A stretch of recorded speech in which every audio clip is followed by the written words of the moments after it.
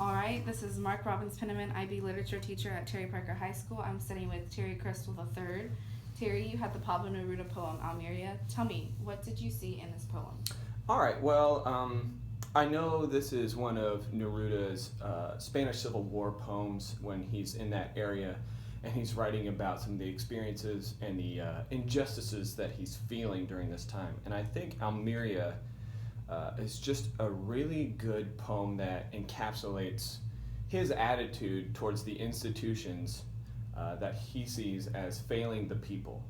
When I was marking this up and thinking about it, I really felt like the themes of this poem were the social institutions that surround the people of Almeria, or just the people of Spain themselves, the greed that he's targeting in those people who are failing the common good or the commonwealth,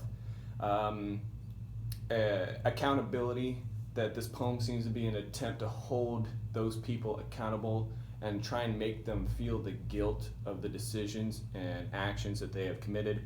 And overall recognizing the theme of destruction, where he recognizes the destruction that has happened towards the common people of Almeria, and he wants the elite establishment, who he sees as responsible for that, to in some way feel that destruction. What I'd like to do is just briefly talk about the four stanzas and how each one of them kind of works together to communicate this analysis. And then I'll kind of focus more on some devices, including diction, tone, and imagery. So the first stanza, he immediately starts targeting some of these groups that he feels are responsible for this destruction.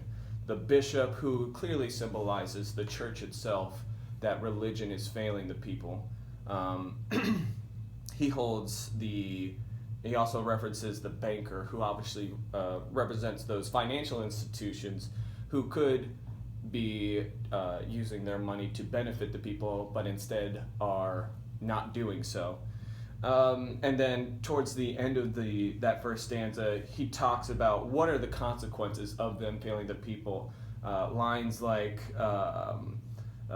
children from the happy south, explosions, a bowl of split axles and trampled heads, a bowl of myriad blood. We can assume that he is referencing the destruction that happened in that town that we know about from the context of learning about his life, that Almeria did experience this level of destruction. And so he's referencing those things. In the second stanza, he's almost dictating to these people, these institutions, how they should feel. He gets very accusatory. He starts using a second person. He starts using you. He's calling them out. Your lives, your table. I feel like that implies that, or gets across that it is a very accusatory poem in general, where he wants to make them feel guilty about what they have done. He really does villainize them in that second stanza, where he's like, you're trying not to. The fourth line, or the third and fourth lines, where he says, you'll push it aside a bit with your soft hands so as not to see it, not to digest it so many times, referring to the bowl of blood that has been filled because of the dead people of Almeria. And he's basically saying, you're pretending that you are not responsible for these things. You're pushing it aside with your soft hands, obviously referencing that they're rich and elite, they're aristocrats. They've never experienced tough labor in their lives. That's why they have such soft hands. And he's saying, you can't do that. It will always be there. You're going to try and push it away, but you can't. The third stanza I thought was really interesting because he focuses on the military, a bowl for the colonel and the colonel's wife. So he seems to be attacking the military establishment that, again, has failed the people. Maybe he's thinking that the military, if it was doing its true intention, would protect the people. Just like the bishop, if he was following his true intentions, that religion is there to comfort and help people and protect people. And yet, here we see another institution failing the people. And then finally in the fourth stanza, he was basically concluding all of his anger and his frustration and his hatred for these groups by saying, all of you deserve this bowl of destruction, and you should have to eat it. You should have to, or drink it, the blood of the people whose lives you have destroyed through your horrible actions. And, you know, when you look at all those four stanzas together, it's very clear that he does not like these institutions at all. This is almost like a hate letter. It's very accusatory. It's very angry and like I said before, accusatory, trying to make them feel. You can see it that Neruda is trying to make them feel this guilt, the shame of how they have sacrificed the good or the common people for their own personal interests. Next thing I'd like to talk about, like I said, was the literary devices that really help shape this. And I think there's like a triangle of devices that are all working together, and that's diction, his word choice, tone, the attitude he's taking towards these institutions, and the imagery that he creates. The diction obviously reflects his anger and his frustration. There's so many powerfully negative words. Right there on the first line of the first stanza, a crushed and bitter bowl, a bowl with remnants of iron, with ashes and tears. All those word choices are inherently negative and really, right off the bat, communicate that accusatory tone. Later in the stanza, split axles and trampled heads, a black bowl of Amiria blood. So right there you get a little bit of alliteration, but again it's more about the diction, where he's using powerfully negative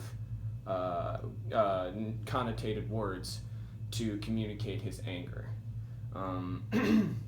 He also uses diction to mock the elites with their soft hands, obviously, like I said earlier, reflecting that they don't know what work is. They don't know what struggle is. They've been living in a bubble their whole lives. And he's able to do that with just that brief mention. So the relationship between diction and tone is sustained throughout the entire poem. It starts off with that, and then if you look at the fourth stanza, he says, a bowl shattered, overflowing, dirty with the blood of the poor, for each morning, each week, forever and ever.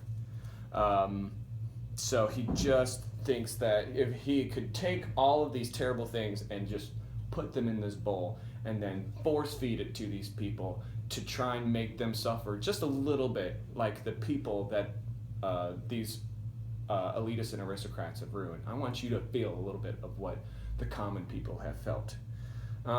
Concerning imagery, the diction and the relationship with imagery, I think communicates frustration. And it lets us also know what has been lost. He really uses imagery to explain the lives of the innocent who have been destroyed, like the trampled heads in the first stanza. Also, with a bowl with cheeks of the children from the happy South, a bowl with explosions. So you know that it is children who have died in the process of these elitists doing whatever they want and sacrificing the good of the people in the process.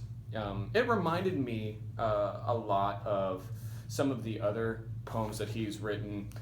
United Fruit Company, a poem more about his life in Chile, but still a lot of the same connections, where he is attacking an institution that is failing the people. It's a common theme throughout. General Franco, a military official who is failing the people. The institution that's supposed to protect people is instead destroying them.